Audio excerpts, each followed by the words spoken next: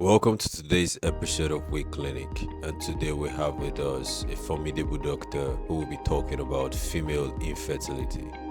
May we get to know you, please? I am Dr. Panebi Bostrosi, a senior consultant gynecologist. Okay, welcome to our Week Clinic. Thank you very much. What is female infertility? Female infertility is the inability of a female to conceive after 1 year of uninterrupted or adequate penetrative penovaginal ejaculatory sexual intercourse. Okay, thank you, sir. So what are the commonest causes of female infertility? The commonest cause of female infertility could be broadly classified into if it's hypothalamic pituitary or ovarian causes, or uterine causes, or tubo-ovarian causes, and also pelvic causes of infertility. So broadly classified into like 4 causes, main causes of infertility for females. All right, thank you, doctor. So what are the key differences between primary and secondary infertility? Primary infertility, it's infertility that have been diagnosed for an individual, a female that has never had pregnancy in her life. For secondary infertility, the patient is diagnosed with infertility currently. However, she had had a previous pregnancy before. Those are the key differences. Okay, thank you, doctor. How does age impact female fertility? Female infertility, a key component of female infertility, it's the growth maturation and growth maturation of the ovaries or the ova. So these are controlled mainly by hormonal changes, cyclical hormonal changes. So it's been noted that the production of hormones from the central nervous system, hypothalamus, pituitary, and the ovarian axis are controlled significantly by age. So there is a gradual decline as a patient ages, especially from 34 years upwards towards climacteric. So there is an age gradient decrease in female infertility from the hormonal angle. That's the relationship between age and female fertility. Okay, thank you, doc. So what are the common diagnostic tests used to evaluate female infertility?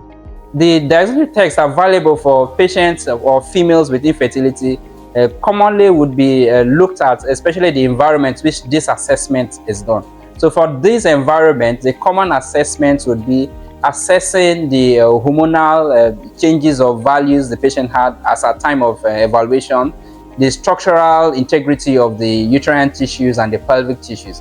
So the common tests we have is we do an ultrasound scan evaluation of the uterine tissues, the ovaries, and the fallopian tubes, and also hormonal assessments, which would involve assessing the reproductive hormones, especially the follicle stimulating hormone, luteinizing hormone, the estrogen, the progesterone, and also the testosterone levels. And also we do an assessment of the uterine and tubal structures, which would involve hysterosalpingography, and also alternative to that is a laparoscopy and dye test.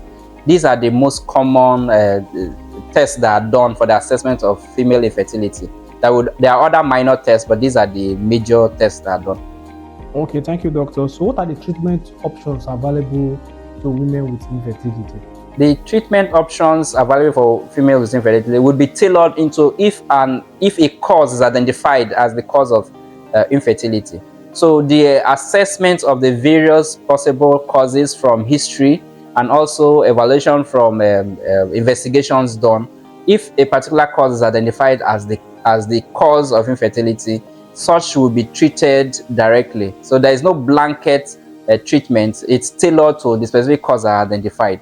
However, if no factor is identified as the cause of female infertility, other measures of treating infertility will be considered. We call that unexplained infertility. So other factors would be we would look for alternative like artificial reproductive techniques, and also the various components of artificial reproductive techniques are going to be considered. Finally, if these measures are not successful for the patient, adoption is currently an advocated measure for treating infertility. All right, thank you, doctor. Please, can you kindly explain the role of assisted reproductive technologies, such as IVF? Assisted reproductive technologies are modern ways which infertility is treated, especially when the cause of the infertility is not correctable. So this involves getting the gametes, which are the sperm and the eggs, processing them, ensuring fertilization happens outside of the reproductive tract, and taking the fertilized ovum and inserting into either the fallopian tubes or into the uterine cavity. And the fetus or the zygote, it grows and turns to an embryo and grows up to 9 months and gets delivered. All right, thank you, Doc. So what are the latest advancements in fertility treatment? The latest, most advanced method of fertility treatment would be using intracytoplasmic sperm injection. This involves the use of a sperm or a processed sperm and injecting it directly to an egg. This is the latest advancements in female infertility or artificial reproductive technique the treatments currently. So please, okay, how does it improve the outcomes for women?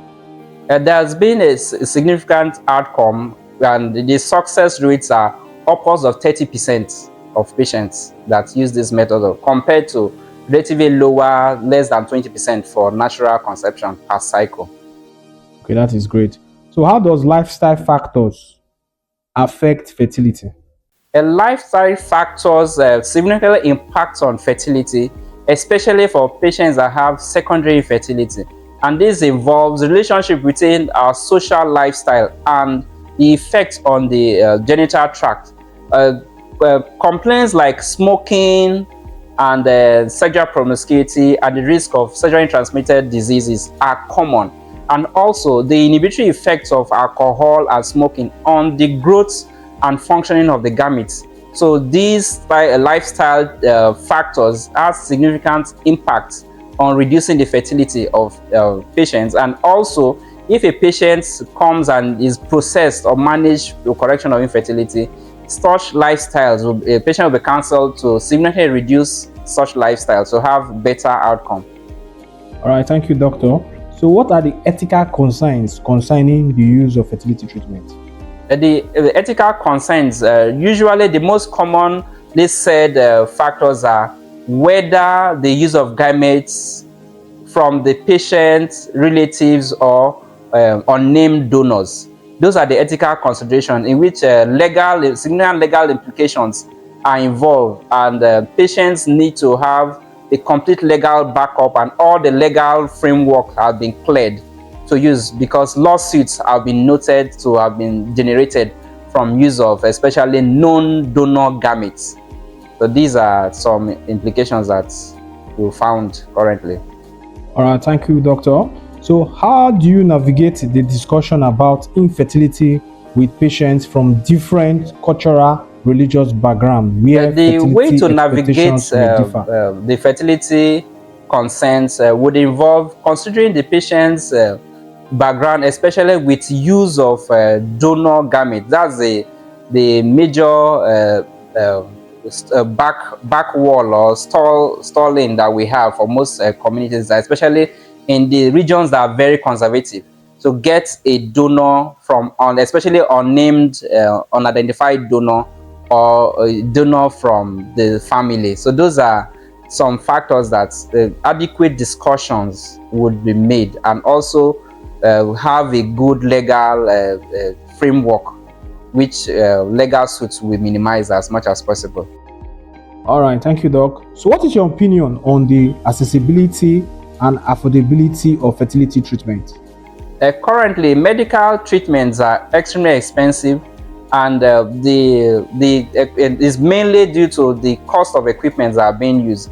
So if the medical treatment for female infertility is extremely expensive, currently using the assisted reproductive techniques, because of the excessive cost, and also if the cost of equipment which contributes significantly to the cost are reduced significantly, more individuals would have access, because we noted that it's about 20% of couples have infertility problems, and this is a huge percentage, especially in a large populous environment like ours. So cost of equipment and more training to personnel that are treating infertility on the newer scientific more result-oriented techniques. These measures would have a significant reduction on the costs for our people. So how does this now affect patient care? Because if cost is unreachable or unaccessible, and there are no social insurance networks for patients to assess infertility, which our current insurance packages don't have, the cost of fertility treatment is extremely expensive, and very few persons that are desirous of having their own children have no access to. All right, thank you, doctor. So how do we address psychological, emotional aspects of infertility with our patients? Open discussion, especially with the patients and their spouses. If open discussions are done and the factors or the cause of infertility is identified, and if possible corrective measures are in place, and also if the cost of treating infertility is not directly on the patient as at the time of assessment or uptake of treatment, if these measures are put, there is really less anxiety and more success.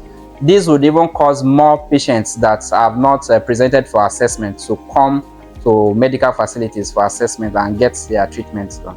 So do you refer any of your patients that have psychological or emotional complaints to the mental health support services? Yes, counselors are, patients are referred to counselors for patients that don't process the assessment of infertility easily. So the counselors or psychiatrists, depending on the location, would make the assessment and make their treatment. This helps improve the uptake of patients with psychological complaints related to infertility, to uptake improved treatments. What do you see as the future challenges in addressing female infertility from a healthcare systems perspective? The current problems we are anticipating, it's the females starting their starting uptake or getting married.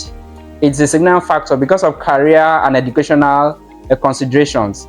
So getting to planning having their kids now moves towards the late 30s.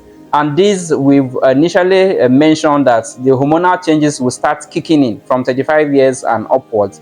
So this has significant impact on the increasing possibility or increasing rates of female infertility. So earlier, the commencement of family, it's advocated. And this balance, it's very difficult considering the economic situation that we have currently.